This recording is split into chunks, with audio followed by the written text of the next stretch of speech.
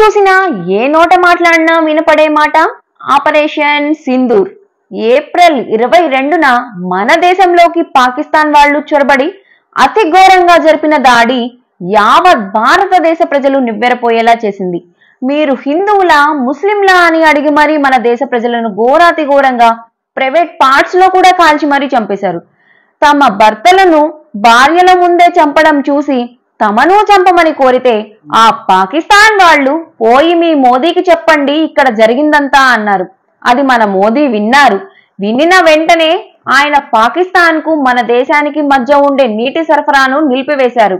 అంతేకాకుండా మన భారతదేశ మహిళల సింధూరాన్ని చెరిపినందుకు ప్రతీకారంగా మరియు మన ఆత్మ గౌరవానికి నిలువెత్తు ప్రతీకగా ఆపరేషన్ సింధూర్ అనే పేరుతో 9 ఉగ్రవాద శిబిరాలను లక్ష్యంగా చేసుకుని దాడి జరిపించాలని ఒక సంచలనమైన నిర్ణయం తీసుకున్నారు.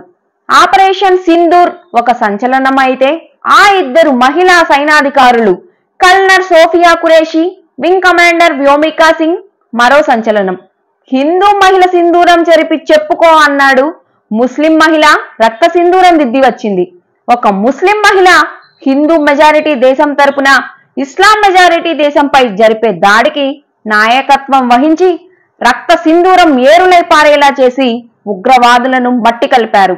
భారతీయ మహిళల సింధూరాన్ని తొలగించిన వారిని శిక్షించిన ఆపరేషన్ సింధూర్ కి జయహో, జయహో భారత ఆర్మీకి, జయహో మోదీకి, జై హింద్, భారత్ మాతాకి జై.